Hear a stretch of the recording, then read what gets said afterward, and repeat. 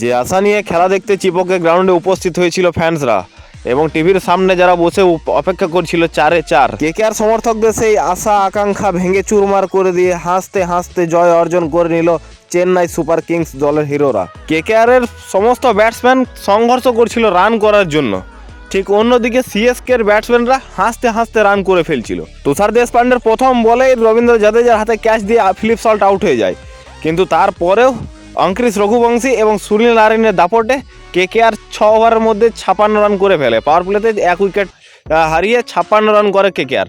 যেটা আশা করা যাচ্ছিল যে না, কেকেআর ব্যালেন্সিং টিম প্রথম বলে উইকেট হারালেও সুনীল নারিন এবং অঙ্কৃশ রঘুবংশীর দুর্দান্ত ব্যাটিংয়ে কোনো চাপ আসতে দেয়নি কলকাতা নাইট রাইডার্সের ওপর। কিন্তু ঠিক ঘটনাটি ঘটে পাওয়ার প্লের পর। চিপকের গ্রাউন্ড, যেখানে এই আইপিএলে মাত্র 2টি ম্যাচ খেলা হয়েছিল, তো সেই 2টো ম্যাচে স্পিনারের খাতাতে কোনো উইকেট ছিল না, কিন্তু হঠাৎ করে পুরো পাশা পাল্টে দিল চেন্নাই সুপার কিংসের রবীন্দ্র জাদেজা। বন্ধুরা, এই স্যার রবীন্দ্র জাদেজা সেই বোলিং যে পুরো ম্যাচের পাশা পাল্টে দিল এবং কলকাতাকে পুরো তছনছ করে দিল। কলকাতা নাইট রাইডার্স পরপর টানা 3টি ম্যাচে এগ্রেসিভ ক্রিকেট খেলে আসছিল, সেই স্ট্র্যাটেজিকে ভেঙে দেয় চেন্নাই সুপার কিংসের বোলাররা। কলকাতা নাইট রাইডার্সের প্রত্যেকটা ব্যাটসম্যানকে ফিরিয়ে দেয়। স্পিন বোলিংয়ে রবীন্দ্র জাদেজা, পাথি রানা এবং রাচিন রবীন্দ্রকেও বল করতে দেখা যায়। শুধু স্পিন বোলিং বললে চলে না, পেস অ্যাটাকেও মুস্তাফিজুর রহমান আইপিএলের শুরুয়াতি সময় থেকে সে দাপাতে শুরু করেছিল। প্রথম ম্যাচে আরসিবির বিরুদ্ধে উইকেট নিয়ে সে পার্পল ক্যাপ হোল্ডার হয়ে যায়, কিন্তু হঠাৎ করে চাহাল উঠে এসে তার ক্যাপটি কেড়ে নেয়। কিন্তু কলকাতার ম্যাচে মুস্তাফিজুর রহমান আবার 3টি উইকেট নিয়ে আবার পার্পল ক্যাপ হোল্ডার হয়ে ওঠে। মুস্তাফিজুর ছাড়াও রয়েছে তুষার দেশপান্ডে। প্রথম ওভার থেকে তুষার দেশপান্ডে কেকেআর উপরে চাপ সৃষ্টি করে।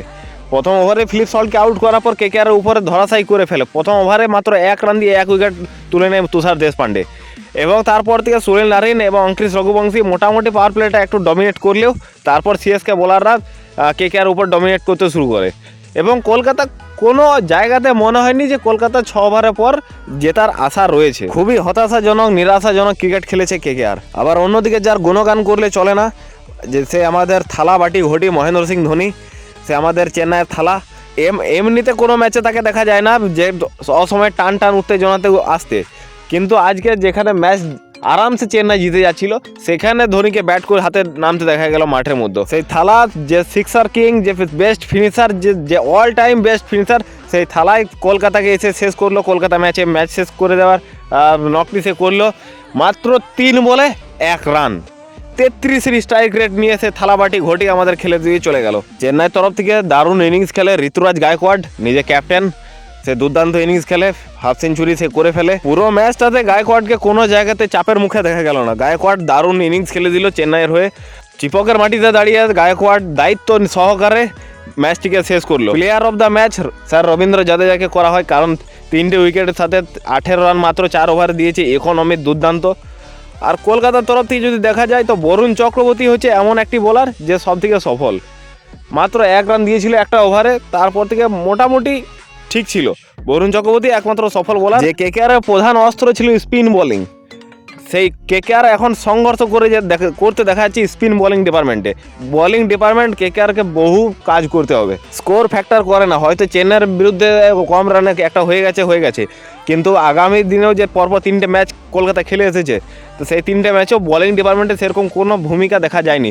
যেটা লখনৌ সুপার জায়ান্টসে বোলাররা করে আসছে, যেটা চেন্নাই সুপার কিংসে বোলাররা করে আসছে, যেটা মুম্বাই ইন্ডিয়ান্সে বোলাররা করে আসছে, ঠিক সেরকম কোনো নক কলকাতার তরফ থেকে আসেনি। টুর্নামেন্টে হয়, টুর্নামেন্ট অনেক বড়, ম্যাচে হার জিত আছে, কোনো ম্যাচে হারা হয়, কোনো ম্যাচ জেতা হয়, এভাবে চলতে থাকবে টুর্নামেন্ট। তো সব থেকে বড় ব্যাপার হলো কলকাতার বোলিং ডিপার্টমেন্ট অনেক কাজ করতে হবে, প্লাস ব্যাটিং ডিপার্টমেন্টে একটু দায়িত্ব নিতেই হবে। সব সময় রাসেল আর নারিনের উপর ভরসা রেখে চললে হবে না। তো ব্যাপার হলো এই, তো মোরাল কথায় কলকাতাকে অনেক কাজ করার বাকি আছে। তো বন্ধুরা, যদি তোমরা এই চ্যানেলে নতুন হয়ে থাকো বা চ্যানেলটি যদি এখনও পর্যন্ত ভিডিও দেখতে আছো, তো প্লিজ চ্যানেলটিকে একটি সাবস্ক্রাইব, একটা লাইক করে দিও। আর জড়িত থাকো চ্যানেলের সাথে, ক্রিকেট রিলেটেড ভিডিও তোমরা রেগুলার পেতে থাকবে। ধন্যবাদ।